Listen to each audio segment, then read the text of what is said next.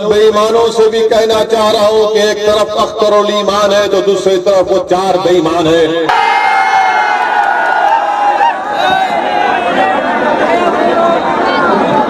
औज़ुबिल्लाहिमिनश्शैतानिर्रजीम कि मजलिस इत्तेहादुल मुस्लिमीन ने बिहार में अपने सियासी सफर का आगाज सीमांचल की सरजमीन से किया और हमने उस वक्त इस बात का आपसे वादा किया था जिसको मैं आज आपको याद दिला रहा हूं कि हम उस वक्त तक खामोश नहीं बैठेंगे जब तक सीमांचल की जनता से इंसाफ नहीं होगा।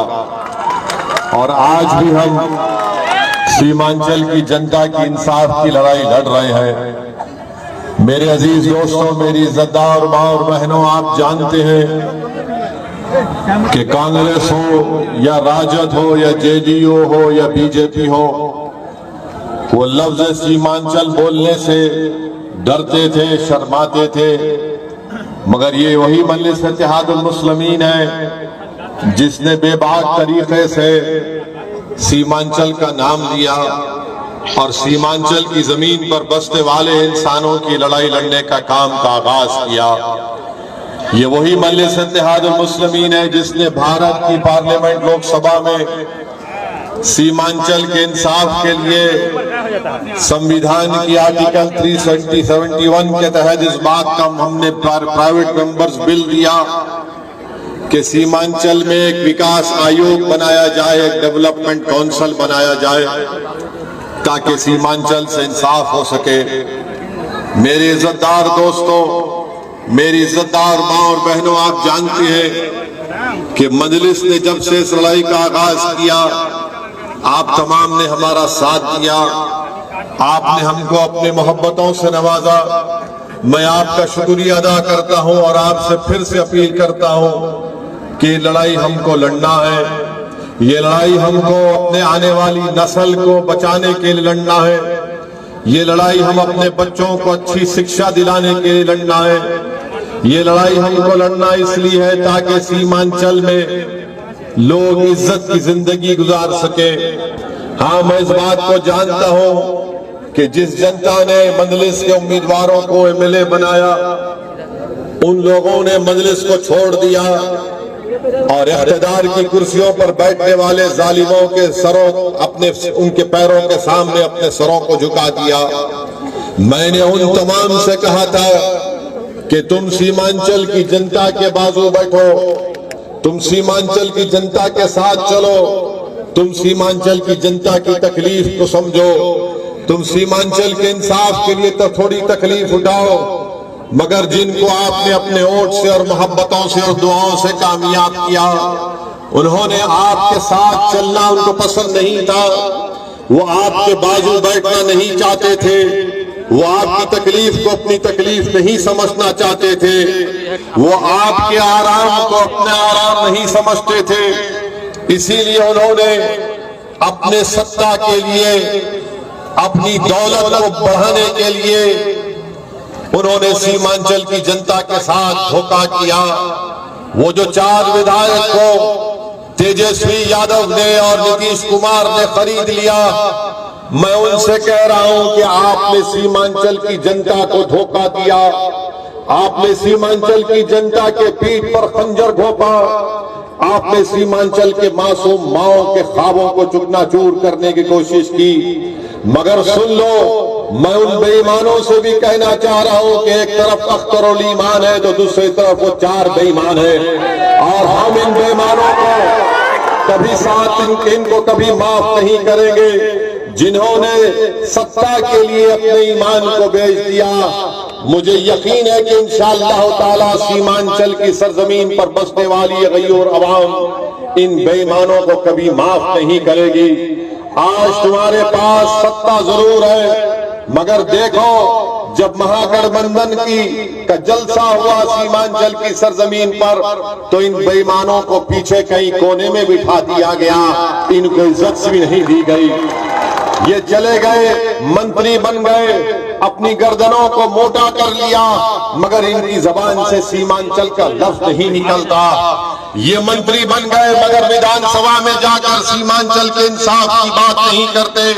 ये मंत्री बन गए, मगर सीमांचल में जो लाखों एकड़ जमीन बारिश में कट जाती है उस पर जबान नहीं खोलते। ये ब्रिज आपके सामने है जो बरसों से आधा बना पड़ा है, मगर जिसका आपने साथ किया उन्होंने गुलामी को पसंद किया। मेरे अजीज दोस्तों और बुजुर्गों, हमारे सामने दो रास्ते हैं, या तो हम इज्जत से लड़ते रहे या फिर हम बेइज्जती के साथ अपनी जिंदगी को गुजारे। याद रखिए, अगर आप लड़ेंगे अपनी इज्जत के लिए तो यकीनन इंशाअल्लाह ताला कामयाबी आपके और हमारे कदम को चूमेगी। मजलिस इत्तेहादुल मुस्लिमीन सत्ता के हासिल करने के लिए, इख्तिदार की कुर्सियों पर बैठने के लिए सीमांचल की लड़ाई नहीं लड़ रही है। मजलिस इत्तेहादुल मुस्लिमीन सीमांचल की लड़ाई इसलिए लड़ रही है ताकि हम अपनी माँ और बहनों के ख्वाबों को पूरा कर सके। मजलिस सीमांचल की लड़ाई सत्ता में बैठने के लिए नहीं लड़ रही है, बल्कि मजलिस सीमांचल की लड़ाई इसलिए लड़ रही है ताकि हमारे नौजवानों के ख्वाबों को पूरा किया जा सके। मजलिस सीमांचल की लड़ाई इसलिए लड़ रही है ताकि हमारे मासूम बेटियों को, हमारे बच्चों को स्कूल मिल सके, उनको गवर्नमेंट में डिग्री कॉलेज मिल सके, यहाँ पर एक एयरपोर्ट बन सके, यहाँ पर एक रेलवे की लाइन जलालबाग से किशनगंज तक डाली जा सके। ये मजलिस की लड़ाई है। इसीलिए मैं आपसे अपील कर रहा हूँ कि दोबारा मजलिस इत्तेहादुल मुस्लिमीन को और मजबूत करिए। मैं आपसे वादा कर रहा हूँ कि अगर सारी दुनिया भी मेरा साथ छोड़ देगी मगर असदुद्दीन ओवैसी सीमांचल की लड़ाई लड़ते रहेगा। मैं दुनिया को देखकर या ताकतवर को देखकर अपना मौक़िफ़ बदलने वालों का नाम असदुद्दीन ओवैसी नहीं है। मैं हक और इंसाफ के लिए लड़ता रहूंगा। अरे सारी दुनिया मुझसे अगर उठकर कहेगी कि तुम सीमांचल की बात मत करो तो मैं तब भी कहूंगा कि सारी दुनिया के अवाम एक तरफ, मेरे सीमांचल की सरजमीन पर बसने वाले इंसान एक तरफ। मेरे अजीज दोस्तों और बुजुर्गों, इस बात को आपको समझने की जरूरत है कि आप देखते हैं कि पूर्णिया का एयरपोर्ट है, अमित शाह दिल्ली से आते हैं, मोदी के बड़े बड़े कारनामे गिनाते हैं कि मोदी के 56 इंच का सीना है। अरे अगर 8-9 साल में तुमने पूर्णिया का एयरपोर्ट नहीं बनाया तो कब बनाओगे? आप जानते हैं कि मोदी सरकार अगर चाहती तो एयरपोर्ट खुल जाता। अगर मोदी सरकार चाहती तो पटना की हाईकोर्ट का एक बेंच यहाँ पर उसको कायम किया जाता ताकि यहाँ की जनता को 350-400 किलोमीटर का सफर तय न करना पड़े। आप जानते हैं कि बारिश होती है तो 4-4 महीने यहाँ की जनता रोड पर अपनी जिंदगी को गुजारती है। आप जानते हैं कि जब बारिश होती है तो जमीन लाखों एकड़ कट जाती है। गवर्नमेंट का कानून है कि जमीन जाती है तो 3 डेसिमल जमीन मिलनी चाहिए, मगर नहीं किया जाता। मार्केट को डेवलप किया जाना चाहिए मगर मार्केटों को डेवलप नहीं किया जाता। हम पूछना चाहते हैं नीतीश कुमार से और गठबंधन के तेजस्वी यादव से कि आखिर आपको सीमांचल से इतनी नफरत क्यों है? मुझे अभी अख्तरुल ईमान साहब बता रहे थे कि नीतीश कुमार ने राजगीर में एक कांच का ब्रिज बनाया है। राजगीर में नीतीश कुमार ने कांच का ब्रिज बनाया। देखो इस ब्रिज को देखो नीतीश कुमार, क्या तुम अंधे हो चुके हो? तुम वहां पर एक कांच का ब्रिज बना सकते हो और सीमांचल की सरजमीन पर ऐसे कई ब्रिज आधे अधूरे पड़े रहे। आखिर नीतीश कुमार को और तेजस्वी को सीमांचल की जनता से इतनी नफरत क्यों है?